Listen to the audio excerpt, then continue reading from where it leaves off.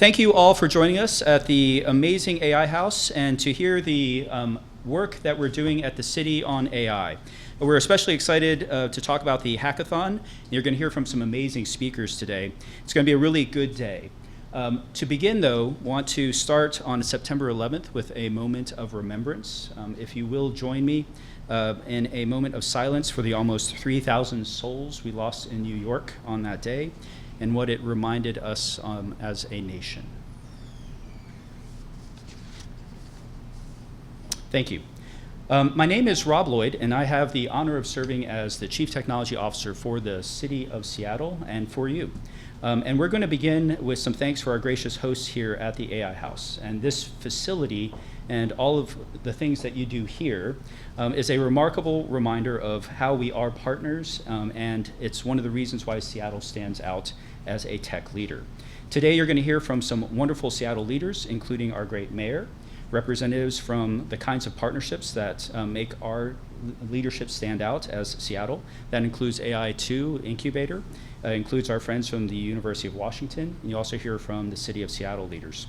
And to kick off the event, and we're going to set the tone for the hackathon, we're going to welcome Seattle's greatest advocate and my boss, Mayor Bruce Harrell. Thank you, Rob. Thank you very much. So we thought we'd kick it off with a little music here. So I don't know if many of you know, I don't talk a lot about I'm a musician, so we're going to bring this. Will I get in trouble if I actually touch that? That's pretty impressive there. Okay, very good. I will not touch it. I do not know how to play the guitar. So pretty excited to share a little time and space with you this afternoon, this morning, in terms of what we're trying to do at the city, but probably more importantly, how we can help you pursue your dreams and aspirations in this space. I grew up as a technology lawyer coming out of law school, and I happened to be very fortunate to work in a space when they broke up the Bell system.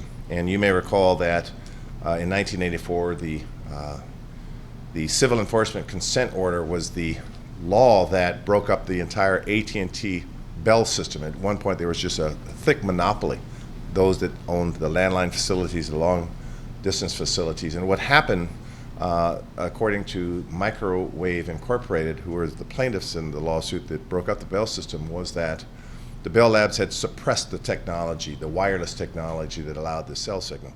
They had been working in this space for decades, and they suppressed it. Why? Because they had a monopoly. And so when that had become wide open, I had the great fortune of being a telecom technology lawyer in that space and negotiated many deals, opening up. It's like the wild, wild west in what you could do. That's what we're into right now with AI. It is wide open, and we are competitive here in Seattle. We want to be the best of the best. We know that we will use it for good. We recognize there needs to be safety and security protocols in place, but here we are innovative and we are tech savvy, and so I look forward to seeing what all you can do. We are trying to be very intentional about positioning Seattle as a national leader in responsible artificial intelligence implementation. Make no mistake about that. We believe it'll position us to be not only a strong city in terms of our values, but as a port city, as a maritime city, as a biotech leader, as a high-tech leader. It really fits into our fabric as a city. We're prioritizing the concept of a human-in-the-loop approach to empower employees. So we're not trying to replace employees, but we're certainly trying to make sure that we're committed to labor partners to ensure this transition is managed with care and collaboration. When one door is closed in terms of a repetitive function, many more doors open for employment opportunity. So we're very intentional in that regard. Rob Lloyd introduced himself, but one part of his department is we are creating a position called the AI leadership position to join our Seattle IT team to coordinate efforts across the city, because we recognize we have to have structure in place to make sure your needs are met. So after 40 initial pilots, we're now focusing our AI work on top priorities of permitting, public safety, customer service, and accessible information. And let me just talk a little bit about that. And if you're thinking, maybe there's an opportunity to monetize these things the cities are working on, that's fair game, by the way. Faster permits. We know that AI could play an incredible role there. So we have a permit and customer team partnering with Civic Check to reduce permit processing times by up to 50% through error prevention.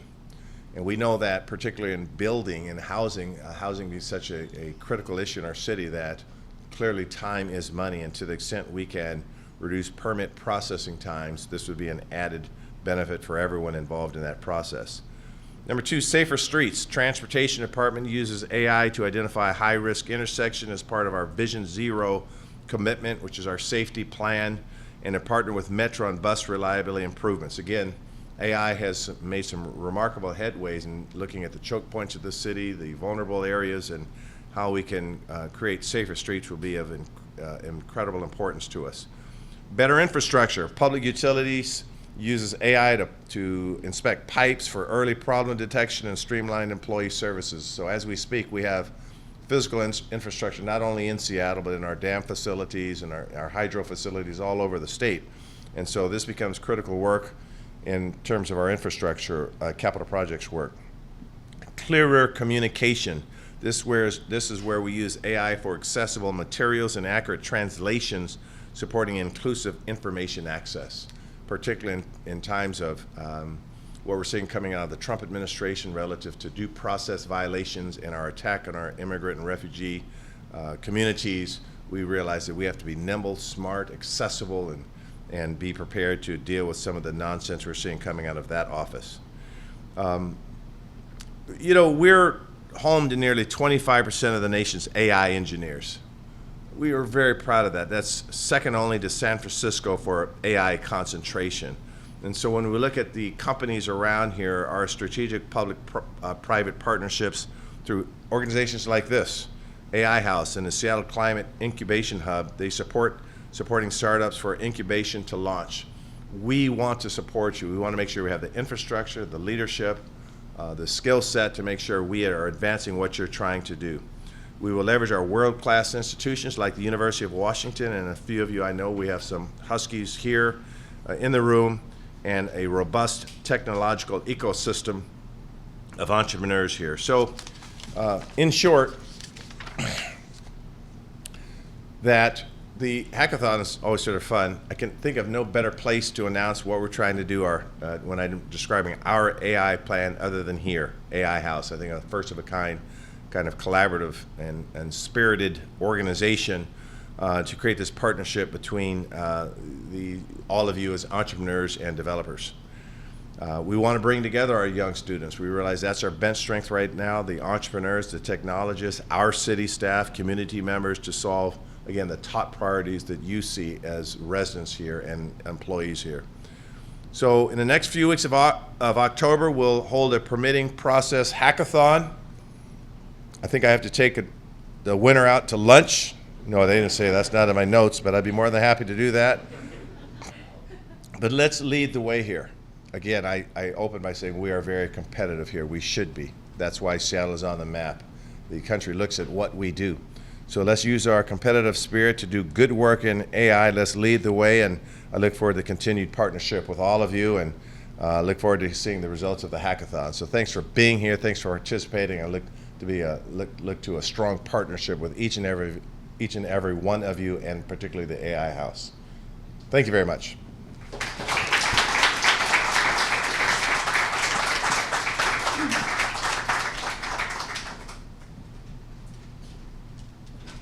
If I can share a little, I remember when I interviewed for the job, and the mayor and I had a conversation, and he actually shared with me he was born and grew up blocks from City Hall, and we talked about why would you come to Seattle, and he was like, and I asked him, things take time and investment, and he's like, I'm all in on Seattle, and I want good things for Seattle, and that's the kind of thing that you heard that drew me here. So one of the things about AI is there's so much talk that it sometimes can seem performative. And what you've heard from Mayor Harrell and his collaboration with the City Council and our community partners is the challenge that they've given us to be creating impact, that it has to be real. And one of the things that we've said as part of that is what we've created in our AI policy and our AI plan is something that creates action and impact, and it can't just be motion. There can't just be light and no heat. And in the policy that we've announced, and in the plan that you have access to, that is the direction that we've created. It is very much about people, and in that you see the controls that we've put in for our AI policy and our plan is to say that it has to go through responsible use.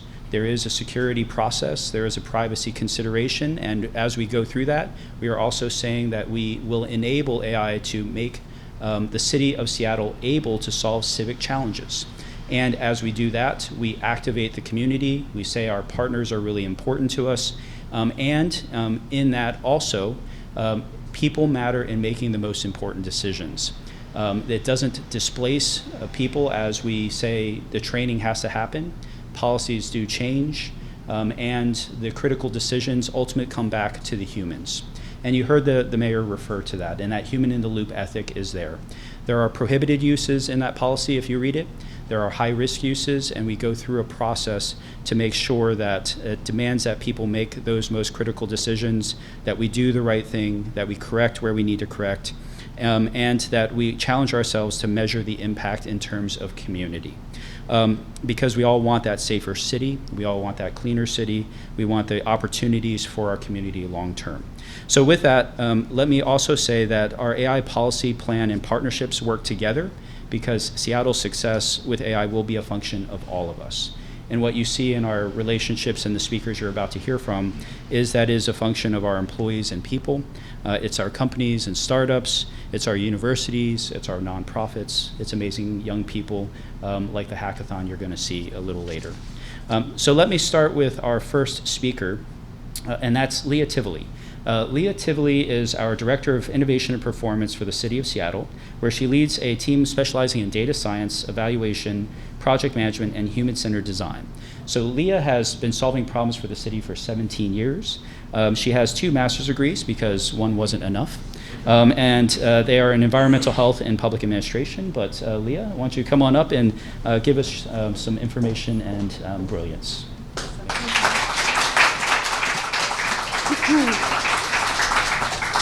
Good morning, everyone. I'm Leah Tivoli. I'm the director of City of Seattle's Innovation and Performance team. So I'm here today to get all of you humans in the loop in on how we see City of Seattle are using AI in partnership with the community to solve real problems for residents, making services better, more responsive, more equitable, easier to access. When we solve problems, we co-create solutions with the communities most affected, and AI is no exception. The human-centered approach helps government work better for everyone and reflects our commitment to race and social justice. So as a demonstration of our commitment to equity, we've launched a Community Innovation Hackathon Series in partnership with the AI House, thank you, Ifan, so that together we can explore these new AI tools. These hackathons are hands-on spaces where students, technologists, public servants, and community members will work side by side to tackle real challenges, and all skill levels are welcome. Because many colleges and universities don't have AI programs, so students often learn the best through hands-on experimentation to understand that jagged edge, that jagged frontier of AI, as Mitch Weiss coined from the Harvard University. The best way to learn AI is to use AI by building side projects or joining hackathons like these. So we are excited that 2/3 of our hackathon participants here today are students, and 85% of them already have experience using AI. And so we have 3 hackathons on the calendar. We have one today that's focused on youth connection to services, in October about permitting, and in November, customer service. So let me talk a little bit about why we need a Youth Connector Hackathon. So last year, we heard directly from hundreds of teens through a mental health project that loneliness, stress, and anxiety are major sources of stress, and that having access to social, academic, and wellness programs can make a real difference. But finding those programs can be hard. Information is scattered across government, dozens of government agencies and nonprofits, and teams, let alone their parents or trusted adults, are overwhelmed trying to dig through it all. This is where AI can come in to solve one piece of this puzzle and break down these silos. We are challenging participants to design AI-powered tools that turn this scattered online information into a reliable, up-to-date catalog of youth enrichment opportunities to help young people quickly find programs that match their needs, interests, and schedules. So we're really grateful to the AI House again. We have like over 10 judges that are coming from city departments, Ada Developers Academy, Computing for All, local tech companies, and of course the youth that this product is trying to serve. Seattle Pizza and Bar Technology and Alliance is going to be serving lunch, and thank you to Technology Alliance and GeekWire for amplifying. So just a little more information about permitting and customer service that's next. Over the past 15 years, we have seen permitting nearly triple. This is not just one administration or two or three, we're talking like 5 administrations back. And it's, when we talk to developers and architects, they name code complexity, that's just increasing, navigating all the city departments that are involved, and finding answers in the myriad of online information. So we are really excited to get the community involved in solving some of these problems, surfacing the problems, and helping us come up with creative solutions. And we're calling this event the PACT Hackathon or PACT-a-thon. Okay, so mark your calendars for October 9th. You can register at luma.com/PACT-a-thon, and you can find out more about PACT at maps.seattle.gov/PACT. We are taking a very human-centered design approach with this website. So right now we're in the discovery phase, and you'll be watching the information evolve as we get to more problem definitions, solutioning, and testing. So our partnerships with the community do not end at events. We're working, as the mayor mentioned, with CivCheck, because today more than 50 to 70% of permit applications start with missing or incomplete information. So this leads to multiple rounds of correction cycles and months of delay. So we are working with CivCheck to try and see if is it possible on the first go round to just get it right. I don't know. We'll see. We're working with them, and we'll be releasing results and working with community partners to test out this information.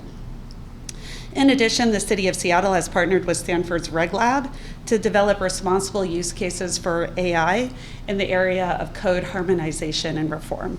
So if you're interested in these and many of the other projects we have on the team, visit the City Innovation Hub at seattle.gov. So in closing, I truly believe that we have an opportunity here in Seattle to be a leader and set the national standard for responsive, inclusive civic AI, and I'm so excited you're here with us today. So thank you.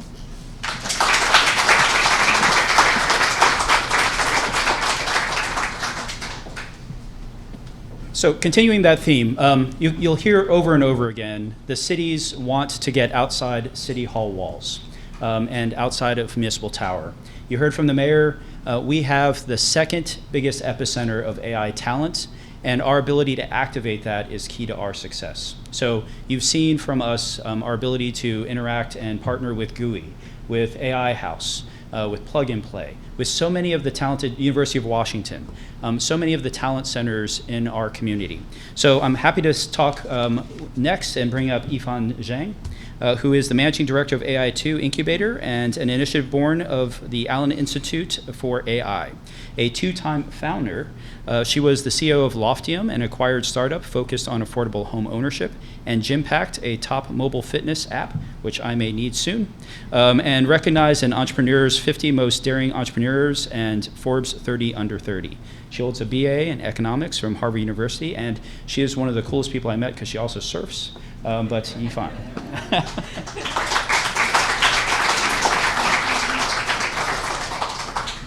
Amazing. Hi, everyone. It's so great to see all of you here. This is a very exciting full circle moment for me because actually my first company, Gympact, I started right after college graduation. So I was tinkering with ideas as a student when I was at Harvard. I'm really passionate about getting more youth involved and really excited about the ideas that you have and the ability to build it here at AI House. Also, Leah was the person that pulled me into anything related to the city. I was a founder before, really didn't know that there was a way to access the city and partner. And since then, I think we built some really amazing things, including including AI House here. So what is AI House? AI House is a public-private initiative that the City of Seattle and Mayor Harrell invested in just 6 months ago. It is the first physical hub dedicated to AI in the city. It's a place where AI startups, researchers, students, and industry can come together in person to build the next generation of technology companies. AI2 Incubator, the private part of this equation, in conjunction with Ada Developers Academy, we were born from the Allen Institute for AI, as Rob mentioned. We've helped launch over 40 AI native companies, now worth more than, well more than $1 billion, and creating nearly 1,000 jobs, most of them here in the Pacific Northwest. In just 6 months, AI House has become a real center for Seattle's AI innovation economy. We've hosted close to 100 events, many of which, if you want to keep in touch, we have a lot of our events listed here. You can scan that QR code as well. We have brought an estimated 15,000 plus people through these doors in the last few months, and now house 20 plus AI startups right down the hall over there. These companies have all received investments from AI2 Incubator as well as outside investors. I'd like to talk about 2 parts of the work that we do here at AI House that are relevant today, especially given the city's new Responsible AI Plan announcement. First, on the topic of workforce development, I'm very excited to see the city's focus on upskilling workers on AI.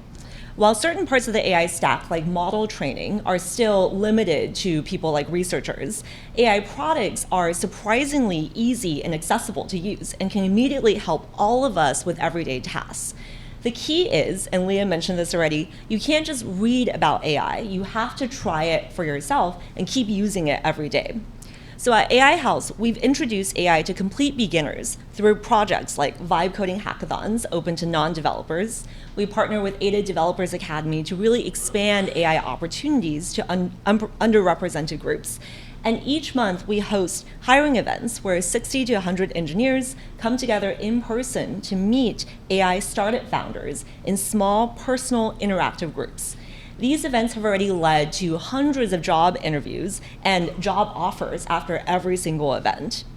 We also run AI workshops and panels to help engineers transition from big tech jobs into AI startups. And these are all ways that AI House actively creates more touch points for the community to be introduced to AI. The second topic is around incubating startups.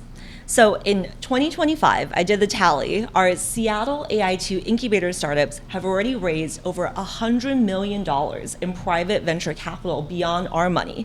And they're applying AI to really transform real industries like mortgage underwriting, so you can have a better experience the next time you buy a house, that's Friday Harbor. Immigration, turning months-long, 6 to 9 month complex processes into days to apply for a visa, that's KCM. Lowering alarm fatigue for our ICU intensive care unit nurses, that's CalmWave.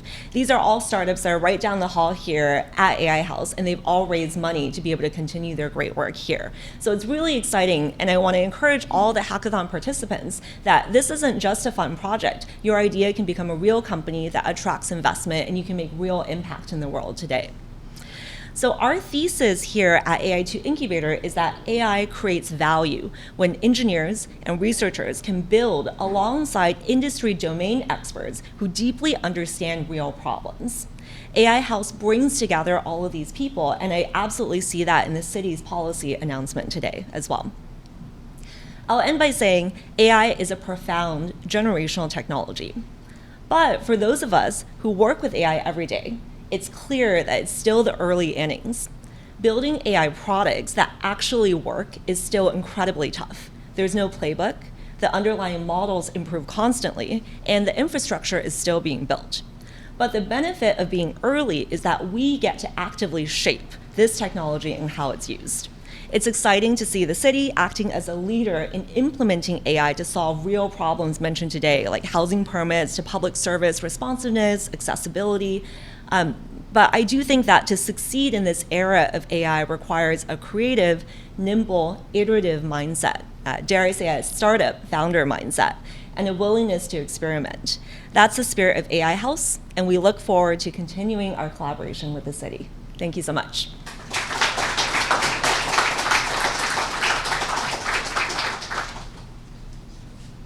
So take that energy, and we're going to be doing a hackathon very shortly because that's the kind of let's go do it mentality and sense that we're about to apply.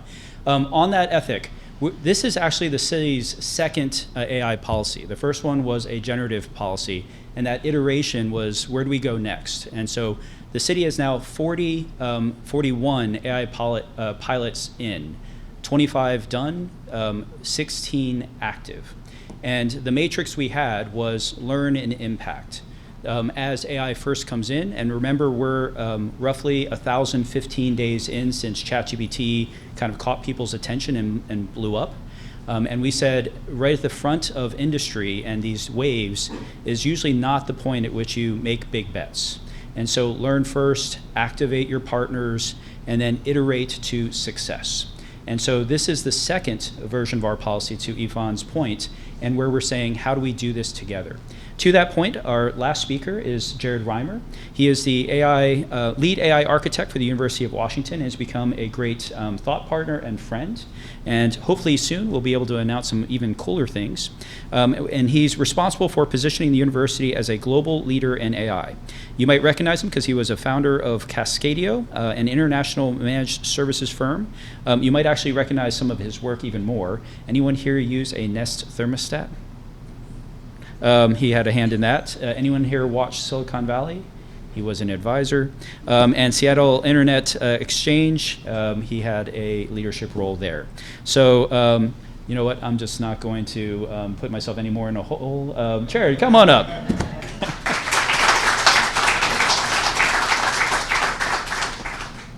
All right, thank you, everyone. So Rob and I had been talking a lot lately about these topics, and I thought it would be helpful in closing to share some of the things I've learned and observed about AI adoption, both in enterprise and public sector. So these are my personal opinions. Probably the most important lesson that I think we've learned is that you need both a top-down and a bottom-up strategy. And by that I mean, you need to provide trusted solutions to your constituents. You need to give them tools, because if you don't, they will find them elsewhere.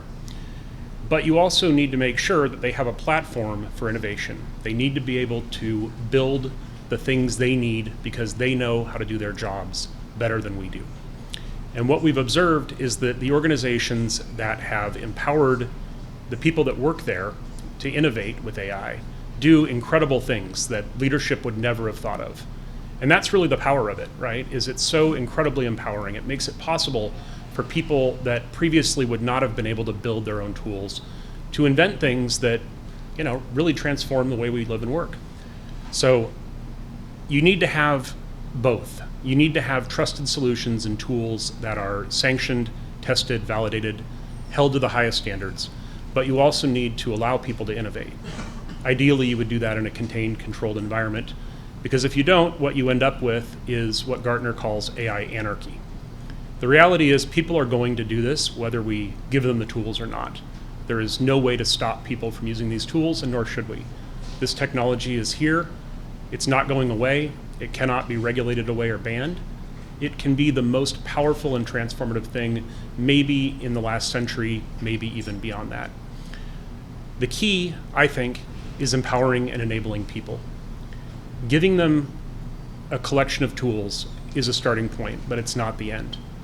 If you give them the platform and the guardrails and the training and the support to innovate, you'll be absolutely amazed at what people come up with. That, to me, is probably the single biggest lesson that I've learned. People are really smart and really creative, and if they have the tools and the opportunity, they will make things better. Maybe not everyone, but a lot of people want to make things better, and they just don't know how. But suddenly with AI, you don't need to be a developer. You don't need to learn a programming language. You can innovate in whatever language you speak. AI doesn't care. And that's really, really amazing. Nothing like that has ever happened before. The other thing that's different, AI is the first technology that makes itself better. Every other technology before it was what it was, and humans made it better. But AI has started this virtuous cycle of innovation that we don't know where it leads, but we know it's going to be really impactful. And you know, there's a kind of a cliche. Today is the worst AI will ever be, right? It's only going to keep getting better from here. So for all of its flaws and issues, and they are real, you should expect and assume that this is just the beginning of something much bigger. So I've looked across government, education, industry. I worked in consulting for 18 years and worked with like 100 different companies. And these patterns seem to reoccur throughout those different entities. So my theory is Seattle has all of these things, right? We have amazing industry, both mature and early stage.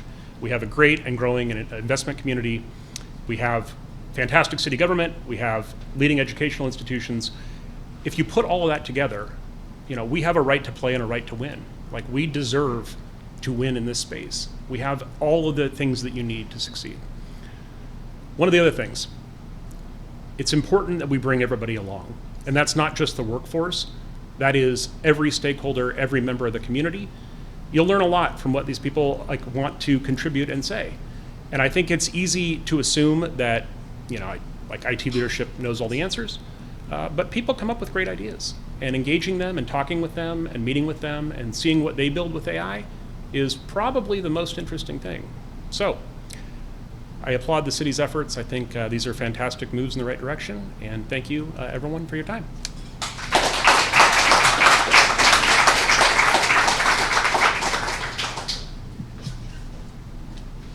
All right, with that, we're about to wrap. A few final comments and thoughts and an invitation. So you've heard from a number of leaders, all towards the ethic of we have all the right tools, assets, and people.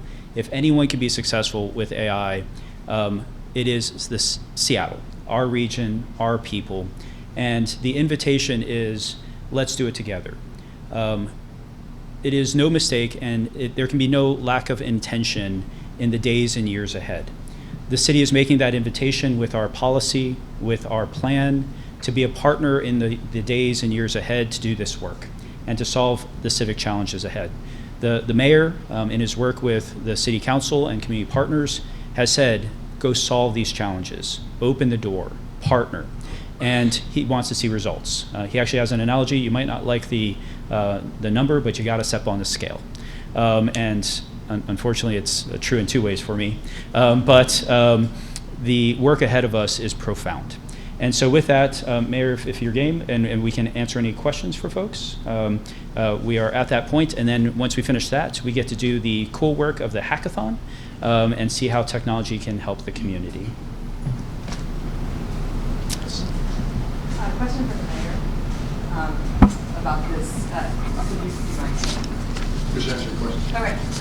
Question is, this plan talks about workforce transitions, and I'm curious what sort of workforce transitions the city is planning, and what jobs might be eliminated by AI in the future. Yeah, it's premature to really, that's a good question. It's a little premature to talk about that. For those that don't know the city's government, we have between 12 to 14,000 employees, whether you're including contractors and part-time employees, and about 80% of our labor force is bargained for unions. So these are ongoing discussions. We work collaboratively with our labor partners, and as we look at certain tasks that could possibly be replaced by AI, we always make sure, as we said, with a human-centered approach, we work with our labor partners to make sure that these discussions are open and transparent, and we see what other opportunities there are. So just a moving object, so to speak. Can I ask about, this is the only other question I'm going to ask, I promise. The generative AI policy from 2023, there's evidence that some departments are using AI, including SPD. I'm wondering, has the city authorized departments to use generative AI, and what's the penalty if they violate any of the requirements like disclosure, like human in the loop? Yeah. Rev, you want to take a shot at that? Yeah, so the 2023 policy is canceled and replaced by the new policy. And the new policy actually says follow the security, privacy, and responsible use structure that we've implemented in that policy. And we want you to use AI, but there are the prohibited use section and the high risk. And then you have to follow that structure, but then do use it. The IT department has to review those things with them. So there aren't any penalties per se, but you do have to go through a rigor and process. The other thing that we have are implementing as of September is, as part of the Mayor's Information Technology Subcabinet, a review process of all those AI uses to make sure that there's a cross-check, and if there are any uses of concern, that we see those, and if we have to come back to any, that we do so. And if there's been any, in that interim period, if there's been any use of AI that was not authorized, We come back to those. Is this retroactive? Yeah, and we come back to those, and if they want money to fund those, then like the ongoing money, because AI is not free, then those are then captured, and we can say those need to be identified, and you have to answer those questions. And so it's a way to put rhyme and reason and controls where they need to be. Yeah, I just wanted to also, talking to folks that I don't get the privilege of interfacing with a lot, is that I also I chair the Technology and Innovation Committee for the U.S. Conference of Mayors. And the U.S. Conference of Mayors is a national organization where the mayors of both all the major cities and smaller cities and towns convene several times a year. And we, in my capacity as chair, I've shared with them our first version of our AI policy, our second version of our AI policy, and talk with them about what we're trying to do here in Seattle. So I'm saying all that to say that as we have fun developing our tools here, that we're in a position to share them with other cities as well. And when we talk about leading in this space, this gives us the opportunity to truly lead. So a question back here. Yeah, hi, Anna Edgerton with Bloomberg. As you're proposing and implementing a broad spectrum of policies, tax policy, public safety policy, all the things that would attract companies to Seattle, how do you weigh both competition with and kind of the beneficial relationship with the East Side, and how the East Side? Yes, and being how like the Bellevue? Bellevue, or New York, Redmond. we say East Side. No, not quite that east, just really close east. And when a company is choosing where to bring their employees and get established, hopefully eventually lease office space, how do you make Seattle more attractive than other kind of close-in parts of the region, or is that even important to do? First of all, I want to thank publicly all of the great partnerships we have with Bloomberg in many capacities. They've been a partner with us in this space and other initiatives that we're trying to work on, so I want to acknowledge that. To answer your question directly, we are competitive here. I want the talent here in Seattle, not in New York or Bellevue, wherever you describe that. And so what we try to do is look at everything we have to offer here. The fact is that we're much larger than Seattle. Than Bellevue. They're a small city, number one. But number two, we have our own soul, our rhythm, our culture here. And I own that. I have to go there for meetings and whatnot, and I tell people, you want the coolest restaurants, the best music, the best culture, the best arts, the best waterfront. Look how cool this is. They don't have anything like this in Bellevue. And so we think that to have a sort of cool cultural rhythm here in Seattle, that puts us on the map. And quite frankly, look at the diversity we have in this room. So I think Seattle has its own unique history that we play to for employees. We are bullish on climate change, race and social justice. We are leaders, innovators. The Seattle World's Fair was not in Bellevue, it was here in 1962, which put us on the map. So yes, we're very competitive here. They do not have an AI house in Bellevue. We thought of it here. So we will compete, and you all are with me, right? See, that's why they're here. That's why they're not in Bellevue. And we have to be realistic enough to know that not just Bellevue, but San Francisco and other cities, Austin, Texas as an example, and quite frankly, we're also collaborative. We have to be. Some of our greatest ideas may come from other places. We'll just replicate them, change them, modify them, and bring them here. But that's part of the journey of entrepreneurship. That's what entrepreneurs do. But I welcome, in fact, let me close that question by saying thank you for being here in Seattle. You do have choices on where you spend your most precious commodity, which is your time, your talent. Thank you for being here in Seattle, and I do not give you permission to go anywhere else, by the way. Okay, if that's all the questions, why don't you close this out, Rob? I'll close with saying thank you. I look forward to the hackathon, but go ahead, Rob. Actually, that's it. Well, we're about to have some fun with the hackathon, and just a reminder what it's about, connecting youth and mental wellness. And that was a challenge the mayor set. It's one of the One Seattle initiatives. So let's go and do great things for the community. All right?